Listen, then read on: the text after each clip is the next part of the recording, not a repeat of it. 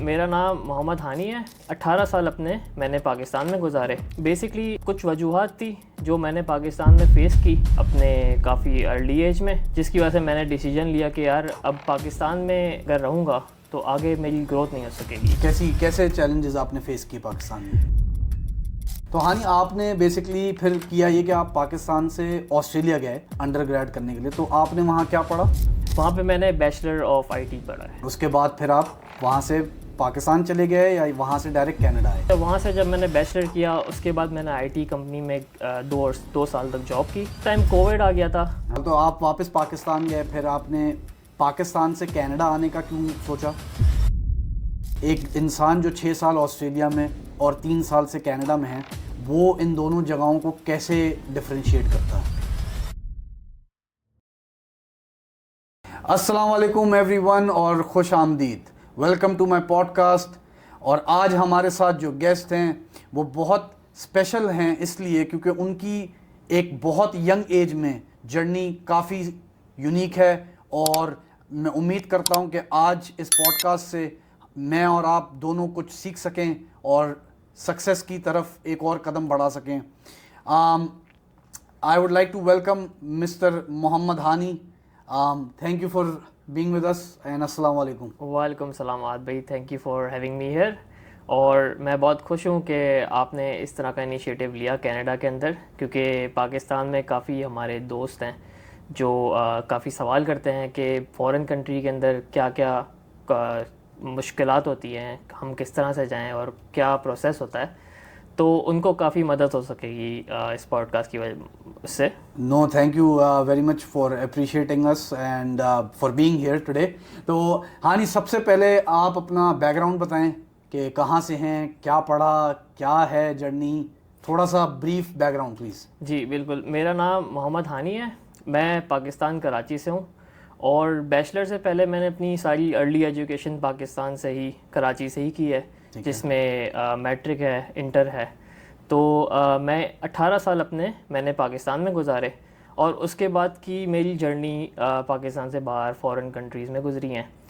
तो बेसिकली कुछ वजूहात थी जो मैंने पाकिस्तान में फ़ेस की अपने काफ़ी अर्ली एज में, जिसकी वजह से मैंने डिसीजन लिया कि यार अब पाकिस्तान में अगर रहूँगा तो आगे मेरी ग्रोथ नहीं हो सकेगी। तो कैसे चैलेंजेस आपने फेस किए पाकिस्तान में? तो बेसिकली अगर मैं आपको अपनी एजुकेशन का बताऊं, तो मैंने जब इंटर कराची बोर्ड से किया तो एक वाक़या है छोटा सा कि मैं अपना एग्ज़ाम दे रहा था। आपको पता ही होगा कि वहाँ पे सिंध बोर्ड में हमारे टेस्ट सेंटर्स होते हैं, वो गवर्नमेंट कॉलेजेस में होते हैं जहाँ पे फैसिलिटीज़ प्रोवाइड नहीं की जाती। राइट। तो हुआ ये कि मुझे अच्छे से याद है, मेरा उर्दू का एग्ज़ाम था और मैं तैयारी करके अपनी किया था। बट देखें, वो क्योंकि हमारा मुल्क थोड़ा सा एजुकेशन की तरफ काफ़ी कम स्पेंडिंग है उनकी, तो उन्होंने अपने टेस्ट सेंटर्स को उस तरह से डेवलप नहीं किया हुआ। ठीक है। तो और आपको पता है पाकिस्तान का वेदर और वहाँ की गर्मी का हाल। तो मैं और इवन मेरे दोस्त, हम जब एग्ज़ाम में टेस्ट सेंटर के अंदर एग्ज़ाम लिख रहे थे, तो हमें वहाँ पे पंखा तक प्रोवाइड नहीं किया था कि थोड़ा टेम्परेचर कूल डाउन हो जाए, और हम ऑलरेडी स्ट्रेस्ड हैं सब। तो जो हम पेपर पे इंक पेन से लिख रहे थे, तो पसीने की वजह से वो पूरी इंक स्प्रेड हो रही थी पेपर के ऊपर। अच्छा। और वो एक पता नहीं क्यों उस वक्त मेरे दिमाग में क्लिक किया कि यार अगर ये हाल एजुकेशन सिस्टम का है तो आगे पता नहीं मेरी आगे की ज़िंदगी के अंदर क्या अपॉर्चुनिटीज़ और क्या चैलेंजेस फेस करूंगा, जिसकी वजह से मेरी ग्रोथ रुक जाएगी। तो इतनी यंग एज में आपने एक एग्जाम लिखते हुए सोचा कि अगर अभी ये हाल है तो आगे क्या होगा? बिल्कुल बिल्कुल, ऐसा ही है। तो उसके बाद क्योंकि जब इंटर कंप्लीट करने के बाद मेरे पास ऑप्शंस थे कि मैं अपनी डिग्री करूं और उसके बाद फिर मैं अपना फ्यूचर जो करियर है वो डिसाइड करूं। तो उस टाइम पे अब जाहिर सी बात है, मैं आपको अगर बैकग्राउंड का ही बताऊं तो मैं मिडिल क्लास फैमिली से हूं। और पाकिस्तान के अंदर मिडिल क्लास फैमिलीज़ के पास बहुत ही चंद ऑप्शंस होते हैं कि वो अपनी औलाद को आगे एजुकेशन के लिए किस तरह से वो चीज़ें प्रोवाइड करें जिससे वो सक्सेसफुल एजुकेशन ले सकें। तो मेरे केस में भी यही था।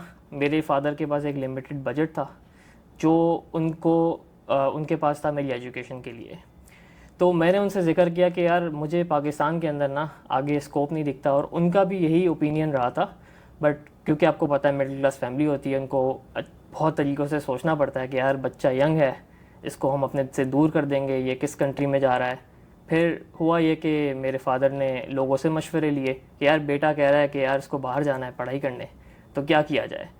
तो उनको तो मतलब आपके फादर ने आपको सपोर्ट किया इस चीज़ में? जी बिल्कुल। उन्होंने मुझे इस तरह से सपोर्ट किया कि उन्होंने कहा कि बेटा देखो, ये हमारे पास एक बजट है, इस बजट में तुम एक्सप्लोर करो अपने ऑप्शंस, पाकिस्तान में करो, ऑस्ट्रेलिया में, कनाडा में, यूके में, जहाँ तुम्हें लग रहा हो कि इस बजट के अंदर तुम अपनी आगे की हायर एजुकेशन कर सकते हो। राइट। तो मैंने काफ़ी एक्सप्लोर किया, मैंने ऑनलाइन रिसर्च की और काफ़ी इमिग्रेशन कंसल्टेंट्स के पास गया। तो सब ने मुझे रेकमेंड किया कि भाई आप ऑस्ट्रेलिया और कनाडा के बीच में चूज़ करें। राइट। क्योंकि वहाँ की क्वालिटी एजुकेशन भी है और वहाँ पे आपके जो बजट है उसमें आप एक डिग्री कर सकते हैं। ठीक है। तो जब मेरे पास 2 ऑप्शंस आ गए तो मैंने फिर उन 2 ऑप्शंस के ऊपर ज़्यादा रिसर्च की कि यार अब ऑस्ट्रेलिया के अंदर क्या चीज़ें हैं और कनाडा में क्या चीज़ें हैं, तो मैं अपना डिसीजन उसके बेसिस पे बनाना चाहता हूँ। तो मैंने 3 फैक्टर्स थे जिन पे मैंने फोकस किया। सबसे पहला फैक्टर, जो मेरे पास मेरे फादर ने मुझे बजट दिया था, उसमें रहते हुए मैं अपनी फील्ड की एजुकेशन कर सकता हूँ या नहीं कर सकता। ठीक है। दूसरा, मैंने देखा कि किस कंट्री के अंदर वो कैपेबिलिटी है कि मैं वहाँ जाऊँ और अपने में जो रोज़मर्रा के लिविंग एक्सपेंसेस हैं वो मैं कमा सकूं। ठीक है। क्योंकि मेरे फादर ने मुझे जो बजट दिया था वो सिर्फ मेरी एजुकेशन का था। राइट।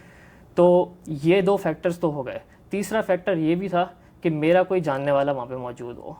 वो उसकी वजह ख़ास ये थी कि आपको पता है वहाँ पाकिस्तान में हमारे माँ बाप होते हैं, उनको ज़रूरी होता है कि यार कोई और हो जो यार हमारे जवान बच्चे को एक सपोर्ट दे दे। मतलब दिली तसल्ली के लिए आपने ये सोचा कि हाँ, वहाँ पे कोई रिश्तेदार हो तो मेरे माँ बाप इत्मीनान से रहें।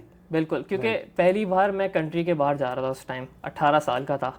तो एक खौफ तो था कि यार मैं कैसे जाऊंगा, कैसे रहूंगा, और क्योंकि आपको पता है बाहर मुल्क में आपको सब कुछ खुद करना होता है। तो अगर ज़रा सी भी हेल्प नहीं मिली तो किस तरह से चीज़ें होंगी, तो एक खौफ सा था। उसकी वजह से मैंने तीसरा फैक्टर इसको अपने उसमें रखा था पर्सपेक्टिव। और आई एम प्रीटी श्योर बहुत सारे बच्चे जो अभी भी पाकिस्तान से आते होंगे फॉर हायर एजुकेशन, उनके भी दिल में ये खौफ होता होगा कि यार मैं एक नई जगह पे जा रहा हूँ तो कैसा होगा। जी जी बिल्कुल बिल्कुल ऐसा ही होता है। और मैं सबको ये सजेस्ट करूँगा कि मेरे दिल में जो खौफ था वो बहुत ज़्यादा था, बट यहाँ पे बिल्कुल डिफरेंट है। यहाँ पे आपके एफर्ट्स जो होते हैं वो आपको कहीं ना कहीं लेके चले जाते हैं। तो बस जिसके अंदर जज्बा है कि यार वो मेहनत कर सकता है, तो इस कंट्री में आकर वो रिग्रेट नहीं करेगा। तो हानि, आपने बेसिकली फिर किया ये कि आप पाकिस्तान से ऑस्ट्रेलिया गए अंडरग्रेड करने के लिए, तो आपने वहाँ क्या पढ़ा? वहाँ पे मैंने बैचलर ऑफ आईटी पढ़ा है। बैचलर ऑफ आईटी पढ़ा, और उसके बाद फिर आप वहाँ से पाकिस्तान चले गए या वहाँ से डायरेक्ट कनाडा आए? अच्छा, वहाँ से जब मैंने बैचलर किया उसके बाद मैंने आईटी कंपनी में 2 साल तक जॉब की। ठीक है। उस टाइम कोविड आ गया था। पहले साल के बाद कोविड आ गया था, तो काफ़ी जॉब चली गई थी, बट अल्हम्दुलिल्लाह मेरे पास कुछ अरसे तक जॉब रही थी, वर्क फ्रॉम होम हो गया था। बट उस वक्त हालात कुछ ऐसे थे कि पाकिस्तान से लोग ना आ रहे थे ऑस्ट्रेलिया, और जाने पे भी थोड़ी सी रिस्ट्रिक्शंस थी कि यार अगर मैं चला जाऊँगा तो मेरे वीज़े का क्या होगा, क्योंकि जॉब चली जाएगी तो वीज़ा चला जाएगा। तो मैंने सोचा कि यार अब आगे कोई स्कोप बन नहीं रहा इमिग्रेशन का, क्योंकि इमिग्रेशन सिस्टम काफ़ी टफ है ऑस्ट्रेलिया का। ठीक है। तो मैंने जॉब के साथ साथ बहुत कोशिश की कि वहाँ पे किसी तरह मेरा परमानेंट रेजिडेंसी का कोई पाथवे बन जाए, बट क्योंकि कोविड चल रहा था और काफ़ी पॉलिसीज़ पे स्टॉप लगा दिया था उन्होंने, तो कोई ऑप्शंस ज़्यादा थे नहीं। तो मैंने सोचा कि यार अब मैं कोई और कंट्री भी एक्सप्लोर कर सकता हूँ, तो मैंने कहा एक छोटा सा ब्रेक लिया जाए, तो मैं अपने मुल्क चला गया। अच्छा, पाकिस्तान में पाकिस्तान चले गए। बिल्कुल। तो हानि, सबसे पहला सवाल, तो आप वापस पाकिस्तान गए, फिर आपने पाकिस्तान से कनाडा आने का क्यों सोचा? मतलब वापस जाके भी क्या आपको वही फीलिंग जो एक 18 साल के हानि को आई थी एग्ज़ाम लिखते हुए कि मेरा फ्यूचर का क्या होगा, क्या सेम सिचुएशन थी हमारे मुल्क की, इसलिए आपने कनाडा आने का सोचा? और दूसरा सबसे इम्पॉर्टेंट सवाल ये कि कनाडा और ऑस्ट्रेलिया, क्योंकि आप कितने साल से कनाडा में? मैं कनाडा में अभी मुझे 3 साल हो चुके हैं। तो आप कनाडा में 3 साल रहे और ऑस्ट्रेलिया में भी? ऑस्ट्रेलिया में तकरीबन मैं 6 साल। 6 साल। तो अब आपके पास कनाडा और ऑस्ट्रेलिया दोनों जगह का एक्सपीरियंस है, तो आप कैसे डिफरेंशिएट करेंगे दोनों कंट्रीज़ को, ये भी बताएं, और ये भी बताएं कि पाकिस्तान वापस जाने के बाद फिर वापस अपना मुल्क छोड़ना स्क्रैच से क्यों सोचा आपने ऐसे? अच्छा देखें, मैं जब पाकिस्तान गया ऑस्ट्रेलिया के बाद तो मेरे पास अच्छी खासी सेविंग्स तो हो गई थी, राइट। क्योंकि ऑस्ट्रेलिया की मैं आपको एक चीज़ बताऊं कि ऑस्ट्रेलिया में अर्निंग बहुत अच्छी है, राइट। ठीक है। वो केस आज भी है, वो केस 6 साल पहले भी था। राइट। तो मैंने अच्छी खासी एक अमाउंट जमा कर ली थी और मेरे जहन में था कि यार अगर पाकिस्तान को मैं 6 साल बाद एक पॉजिटिव एनर्जी के साथ देखूं, एक्सप्लोर करूं, तो क्या पता कोई मुझे इसके अंदर अपॉर्चुनिटी नज़र आ जाए। राइट। तो मैंने उस सेविंग से मैंने बहुत ऑप्शंस देखे कि यार मैं कोई कारोबार कर सकता हूँ यहाँ पे, क्योंकि मुझे था कि यार जॉब करूँगा तो, क्योंकि आपको पता है यहाँ पे डॉलर में कमा कर आप अच्छा लाइफस्टाइल जी सकते हो, जो पाकिस्तान में पॉसिबल नहीं है। तो मैंने इसलिए सोचा कि यार कारोबार की तरफ देखा जाए, पाकिस्तान के अंदर क्या ऑप्शंस हैं। सही। मगर मैंने जब एक्सप्लोर किया, लोगों से बातें की, तो काफ़ी नेगेटिव कमेंट ज़रूर आए मेरे पास, जिसकी वजह से मैंने रियलाइज़ किया कि यार जो मैं छोड़ कर गया था पाकिस्तान वैसे का वैसा ही है। फिर उसके बाद यही वजह थी कि यार मैंने जब देखा कि यार हालात वही हैं, ठीक है, वही क्राइम रेट है हमारे शहर कराची के अंदर, और किसी किस्म का वहाँ पे जो सपोर्ट है गवर्नमेंट की तरफ से वो नहीं है मौजूद। तो मतलब इसका मतलब ये हुआ कि 6 साल ऑस्ट्रेलिया में रहने के बाद भी पाकिस्तान में Hani felt the same way as he felt when he was 18। Exactly. तो कुछ भी नहीं तो फिर आपने जो है वो कनाडा आने के लिए क्या राउट लिया? आप एक्सप्रेस एंट्री से आए थे या स्टूडेंट वीज़ा पे आए, विजिटर वीज़ा पे आए, व्हाट वाज द राउट? देखिए, जो मेरी एजुकेशन और एक्सपीरियंस था उसकी वजह से मैंने 2 ऑप्शंस थे मेरे पास। या तो मैं यहाँ पे एजुकेशन की उस बेसिस पे आ जाऊँ कनाडा के अंदर, या मैं एक्सप्रेस एंट्री की तरफ से आऊँ। एक्सप्रेस एंट्री के पॉइंट्स मेरे इतने इनफ थे नहीं, जिसकी वजह से मैं एक्सप्रेस एंट्री का पाथवे ले सकता था।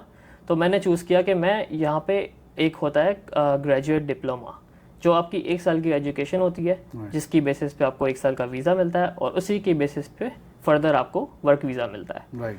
तो ये बात पे मैंने चूज़ करके यहाँ पे बैचलर के बाद जो फर्दर ग्रेजुएट प्रोग्राम्स थे वो मैंने एक्सप्लोर किए, और 1 साल की एजुकेशन कंप्लीट की। और मेरी फील्ड वही थी, नेटवर्क सिक्योरिटी, आईटी की तरफ ही थी। तो वो कंप्लीट की मैंने 2023 में, और उसके अगले साल मुझे वर्क वीज़ा मिल गया था 2024 में। राइट। उस वर्क वीज़ा पे मैंने सबसे पहले अपना मेरा टारगेट मेन जो था, जो ऑस्ट्रेलिया में मैं नहीं कर सका था अचीव, वो थी immigration, permanent residency, express entry वाला पाथवे।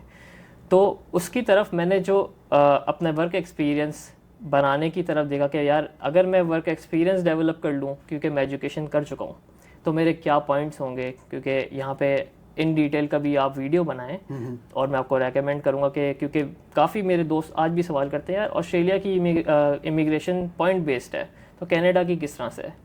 तो कनाडा की भी पॉइंट बेस्ड इमिग्रेशन है, जिसके अंदर आपको एजुकेशन के, वर्क एक्सपीरियंस के और इंग्लिश एग्ज़ाम, आइल्स वगैरह के पॉइंट्स मिलते हैं। ठीक है। तो मैंने वर्क वीज़ा पे अपना यहाँ पे एक्सपीरियंस बिल्ड किया कनाडा के अंदर। ठीक है। तो हानि, फिर दोबारा सवाल पूछूंगा, क्योंकि मुझे उम्मीद है कि व्यूअर्स चाहेंगे जानना कि एक इंसान जो 6 साल ऑस्ट्रेलिया में और 3 साल से कनाडा में है, वो इन दोनों जगहों को कैसे डिफरेंशिएट करता है? बिल्कुल, दोनों जगहें जो हैं वो आपको पता है कि ब्रिटिश कॉलोनीज़ हैं, ठीक है। इन दोनों के अंदर ज़्यादा डिफरेंसेस हैं नहीं, सिवाय ये कि यहाँ का वेदर और यहाँ का कल्चर, 2 मेजर डिफरेंसेस जो मुझे नज़र आए। ठीक है। और इसके अंदर मैं ये कहूँगा कि ऑस्ट्रेलिया किसी चीज़ में अच्छा है तो कनाडा किसी चीज़ में अच्छा है। दोनों के अपने फ़ायदे नुकसान आते हैं। ठीक है। तो अगर मैं आपको ऊपर से मेन पॉइंट जो बताऊँ, वो सबसे पहला यहाँ का वेदर। तो कनाडा माना जाता है कि यहाँ पे बहुत ज़्यादा सर्दी होती है, यहाँ पे स्नोफॉल होती है, -30 तक जाता है वेदर। तो ये एक मेजर कंसर्न है लोगों का, जो कि फैक्ट है, मगर जो ऑस्ट्रेलिया में नहीं है। ऑस्ट्रेलिया के अंदर आपका टेम्परेचर जो जाता है मैक्सिमम, वो 0 डिग्रीज तक जाता है। अच्छा, तो मतलब सर्दी नहीं है, यानी कि सर्दी नहीं है। आप अगर एक हुडी पहन लें, 2 जैकेट पहन लें, इट्स फाइन कि आप बाहर जा सकते हैं, आपको कोई ट्रबल्स नहीं होंगे। वेयर एज कनाडा के जो इश्यूज हैं वो स्नो रिलेटेड, वेदर रिलेटेड काफ़ी हैं। ठीक है। ये एक हो गया डिफरेंस जो मेजर सबको नज़र आता है, जो बाहर से भी देखते हैं, जो अंदर आके भी देखते हैं। दूसरा ये है कि यहाँ का कल्चर, यहाँ के जो लोग हैं वो काफ़ी ज़्यादा डिफरेंट कौमों के हैं। जैसे लोग काफ़ी ज़्यादा साउथ अमेरिका से भी हैं, ठीक है, कुछ यूएस से आए हैं, कुछ यूरोप से आए हैं, और कुछ हमारे इंडिया, पाकिस्तान, बांग्लादेश से भी हैं। ऑस्ट्रेलिया के अंदर काफ़ी ज़्यादा जो लोग हैं बिसाइड हमारे देसी इंडियन और पाकिस्तानी और बांग्लादेश के अलावा, वो हैं टर्किश और मिडल ईस्ट साइड के लोग, ठीक है, क्योंकि साउथ अमेरिका बहुत दूर है, ठीक है, और आपका अफ्रीका भी बहुत दूर है।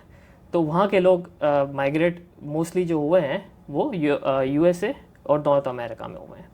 तो कल्चर का जो डिफरेंस है वो ये है कि जो यहाँ के वाइट पीपल हैं, ठीक है, वो काफ़ी देख चुके हैं कि यार तरह तरह के लोग आते हैं, ठीक है, हमसे बात करते हैं, और उनके साथ ही हमें कारोबार करना है, उनके साथ ही हमें जॉब, मतलब यहाँ के लोग ज़्यादा वेलकमिंग हैं ऑस्ट्रेलिया से। एग्जैक्टली।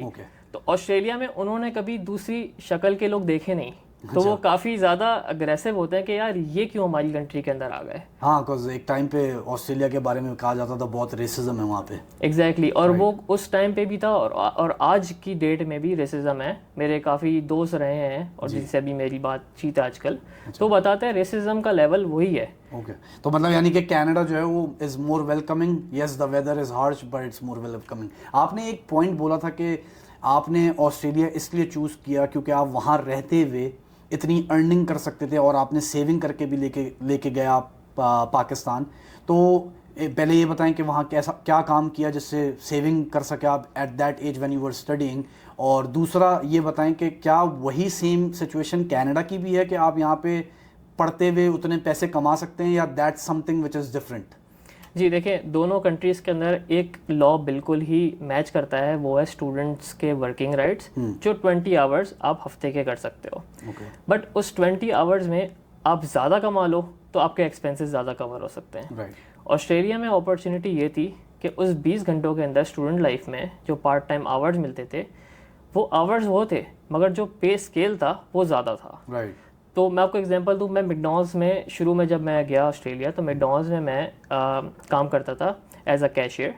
तो वहाँ पे मुझे $28 घंटे के मिलते थे। $28। जो हम यहाँ कंपेयर करें अमेरिका, नॉर्थ अमेरिका से, यहाँ पे आपको शायद अब जाकर $17 या $18 मिलते हैं। जी बिल्कुल, मिनिमम वेज। बिल्कुल मिनिमम वेज है। तो ये एक मेजर डिफरेंस था। तो वहाँ पे मुझे अपने लिविंग एक्सपेंसेस, जब आप कह रहे हैं $28 वो पे कर रहे थे, तो आई एम प्रीटी श्योर फिर हाउसिंग महंगी होगी। नहीं, ऐसा नहीं है। अच्छा, ये सवाल मुझे किसी ने पूछा था। हाँ। और मज़े की बात यह है कि हाउसिंग जो आज भी मैं अगर रेंटल कंपेयर करूं तो ऑस्ट्रेलिया का रेंटल बहुत कम है। उसकी वजह मैं एग्जैक्टली कह नहीं सकता, शायद ये हो सकती कि यहाँ पे बेसमेंट भी होता है, क्योंकि ऑस्ट्रेलिया में बेसमेंट नहीं होता। अच्छा, बेसमेंट का कॉन्सेप्ट ही नहीं है, क्योंकि वहाँ की ज़मीन ऐसी है, क्योंकि वहाँ रेन फॉरेस्ट है, तो वो उनकी ज़मीन स्टेबल नहीं है कि वो अंडरग्राउंड कुछ बना सके। तो या तो पॉपुलेशन का एक है फैक्टर, जिसकी वजह से भी वहाँ की आज भी रेंटल प्राइसेस इतनी ज़्यादा नहीं है। राइट। तो मतलब मिनिमम वेज भी ज़्यादा है और रेंटल प्राइस भी कम है, ज़्यादा पैसे कमा सकते हैं और सेविंग कर सकते हैं। राइट।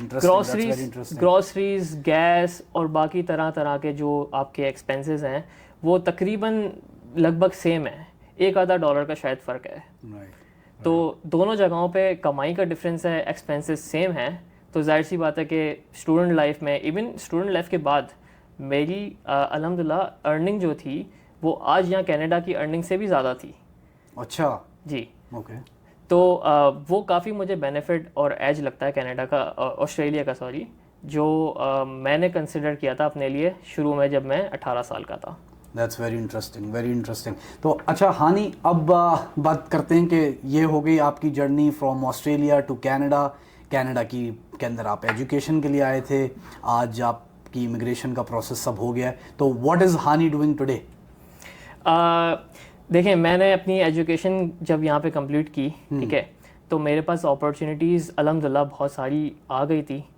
तो मुझे यहाँ पे सबसे पहले तो मैंने देखा कि यार जॉब करूँगा तो वहीं रहूँगा, ठीक है, क्योंकि अगेन मैंने जब ऑस्ट्रेलिया छोड़ा था तो मेरे एक माइंड सेट बन चुका था कि यार अब करना है तो अपना करना है कुछ, ठीक है। तो मैंने यहाँ पे बिजनेसेस की चीज़ें एक्सप्लोर की कि यार बिज़नेस होता किस तरह का है, क्या कॉस्ट आती है, लोन्स मिलते हैं या नहीं मिलते। तो मैंने सोचा कि एक छोटे बिज़नेस से शुरू किया जाए, फिर इंशाल्लाह इसको एक्सपेंड किया जाएगा। तो मेरे पास थोड़ी बहुत सेविंग थी जो मैं ऑस्ट्रेलिया से सेव करके पाकिस्तान ले गया, पाकिस्तान से कनाडा ले आया।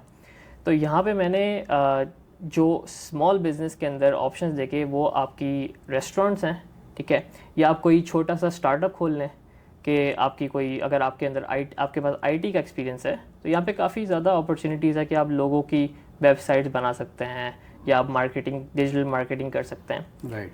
तो मैंने देखा कि यार रेस्टोरेंट बिज़नेस काफ़ी ऐसा बिज़नेस है जो कोविड के टाइम पे भी मैंने देखा कि वहाँ पे ऑस्ट्रेलिया में भी बंद नहीं हुआ था। राइट। ठीक है, यहाँ पे मेरे ख्याल में यहाँ पे भी ऐसा ही रहा होगा क्योंकि आप उस टाइम पे यहीं पे होंगे। जी ऐसे ही था, बिल्कुल जी।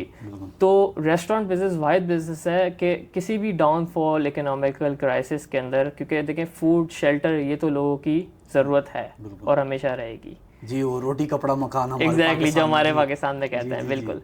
तो वो चीज़ें बंद नहीं होगी कभी भी। तो मैंने सोचा कि यार रेस्टोरेंट बिजनेस की तरफ इनिशिएट लिया जाए और काफ़ी सारे मेरे ऐसे पाथवेज बनते रहे कि मैं इवेंचुअली उस तरफ पहुंच गया।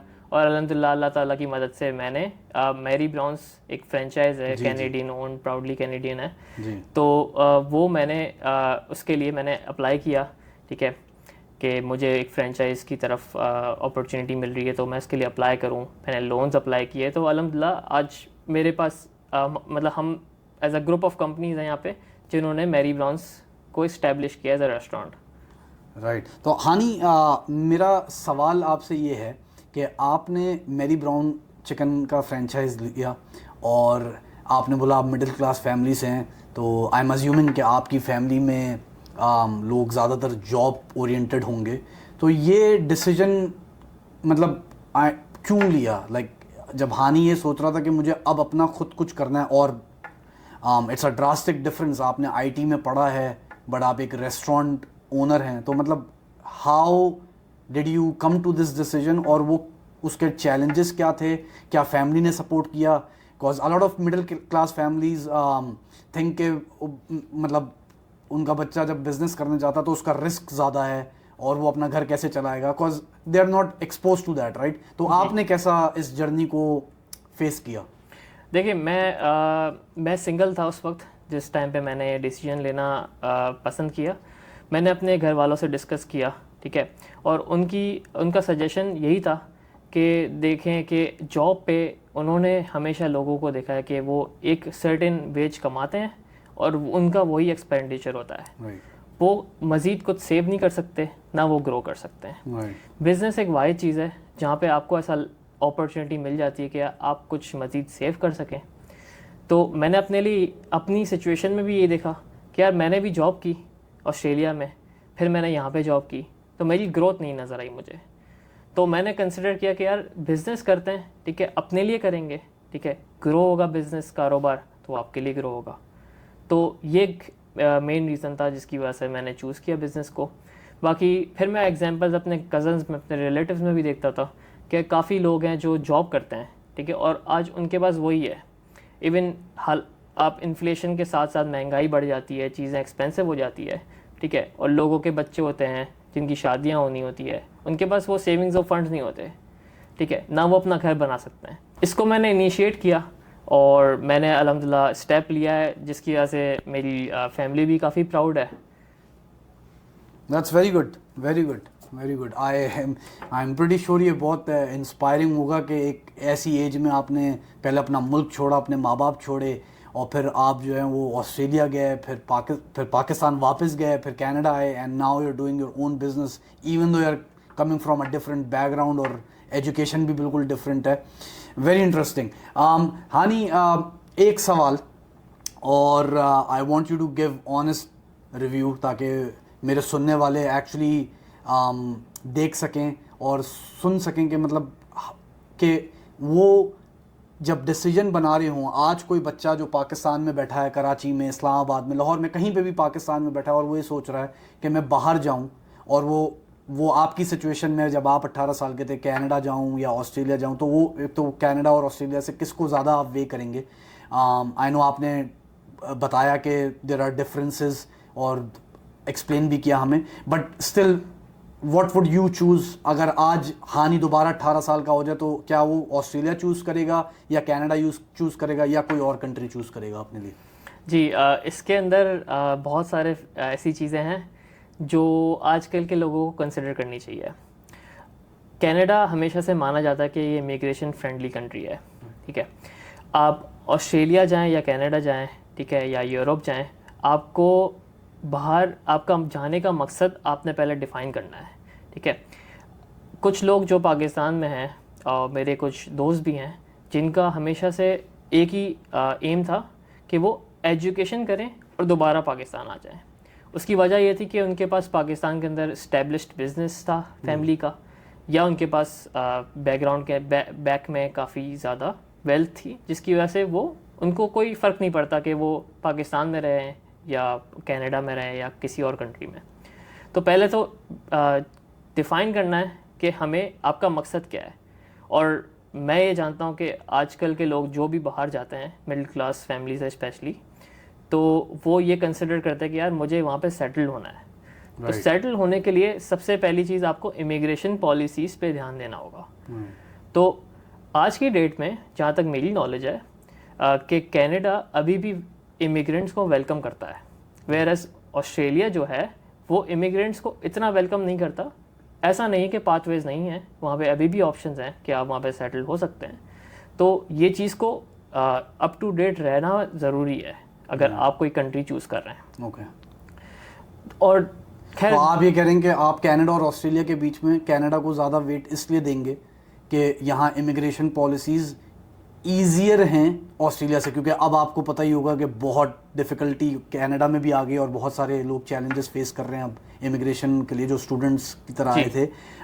But still you think that it's easier compare to Australia? बिल्कुल ऐसा ही है। जी, ओके। एंड अगर ऑस्ट्रेलिया और कनाडा के अलावा हानि थर्ड ऑप्शन अगर सोचता, और या कोई ऐसी चीज़ जो आप कि जैसे बैकग्राउंड की फैमिली का बच्चा अगर देखना चाहे कि भाई सही है, ना ही मेरे रीच में कनाडा है ना ही मेरी रीच में Australia, what would be the third best suggestion that you can give to my viewers? अच्छा, मैं एक सजेशन दूंगा जो मैंने नहीं किया, शायद कुछ लोगों की सिचुएशन में वो उनको ज़्यादा बेनिफिशियल रहे। राइट। जब मैं 18 साल का था मेरे पास सिर्फ एक ऑप्शन था कि मैं आगे बैचलर करूं। आप इस कंट्री के अंदर आते हो तो वो आपको कहता है कि आप हायर एजुकेशन करें। तो मैं ये सजेस्ट करूंगा कि लोग बैचलर प्रोग्राम पाकिस्तान से कर लें। ओके। और फर्दर एजुकेशन मास्टर्स हो गया वो आप बाहर से करें।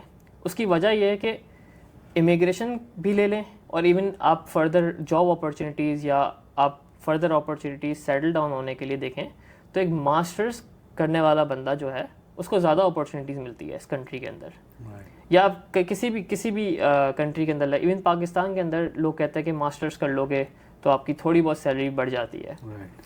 तो मैं ये सजेस्ट करूँगा लोगों को कि वो बैचलर अपने ही कंट्री में कर लें, और वो बाहर सेटल होना चाहते भी हैं तो मास्टर्स की तरफ उनको परस्यू करना चाहिए। तो मतलब आप कोई भी कंट्री चूज़ करें, लेकिन यू वुड रेकमेंड के अंडर ग्रेड करने के बजाय, ग्रेजुएशन डिग्री लेने के बजाय आप आफ्टर डिग्री मास्टर्स करने के लिए बाहर हैं। एग्जैक्टली। परफेक्ट। अच्छा हानि भाई, आपने बोला कि जब मैंने बिजनेस का रिस्क लिया तो मैं सिंगल था, तो आज आप माशाल्लाह I think I am assuming आप मैरिड हैं, तो भाभी सपोर्ट करती हैं? बिकॉज मैंने सुना है कि अगर बिजनेस में आपकी जो वाइफ है या आपका जो पार्टनर है वो अगर सपोर्ट ना करे तो इट गेट्स वेरी टफ।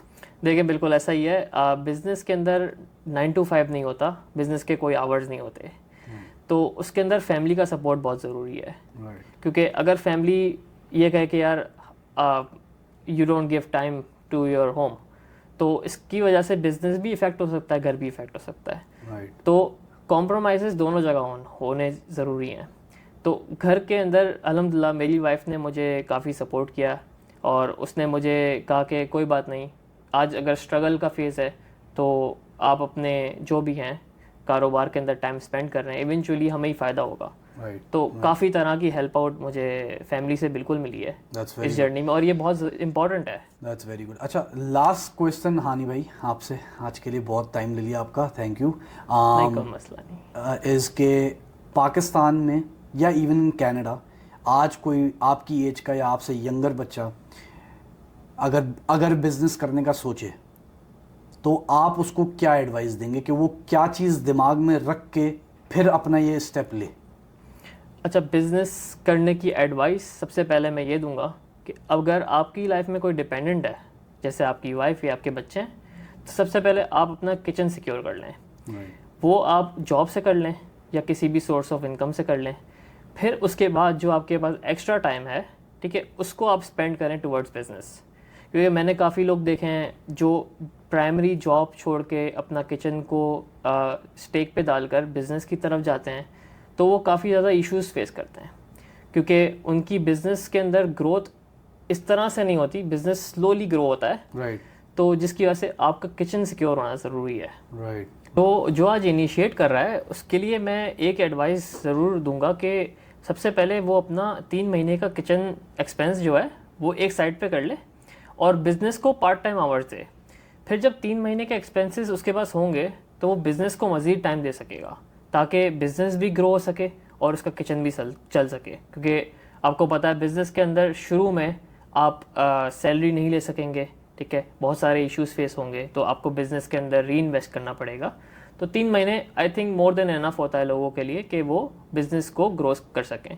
मगर अगर ये कि if it didn't work out, तो मैं ये कहूँगा कि आप ऐसे आप इस अपना दिल थाम के रखें, आप बिल्कुल परेशान ना हो। आप कभी भी बिज़नेस से जॉब की तरफ जा सकते हैं और दोबारा बिज़नेस की तरफ आ सकते हैं। तो एक ये प्रोसेस है जिसके तरफ आपको चलना होता है। तो ये मेरी एडवाइस रहेगी नए स्टार्टअप्स और नए बिजनेस को परस्यू करने वाले लोगों के लिए। Right. Well, thank you very much Hani, आपने आज हमें इतना टाइम दिया और I really appreciated. I hope मेरे व्यूअर्स जो हैं वो इससे कुछ सीख सकें। Thank you very much. नहीं, my pleasure. Thank you so much for having me here. So viewers, finally आपने आज मिस्टर हानी की जर्नी और उनके एक्सपीरियंस सुना, एंड आई होप कि आप लोगों ने मेरी तरह उनसे कुछ सीखा होगा और आप इसको अपनी लाइफ में इम्प्लीमेंट कर सकें और एक और कदम आगे बढ़ा सकें टूवर्ड्स सक्सेस। क्योंकि मैं हमेशा कहता हूं कि हर कहानी ख़ास होती है, and when there is a will there is a way. Thank you. अल्लाह हाफिज़।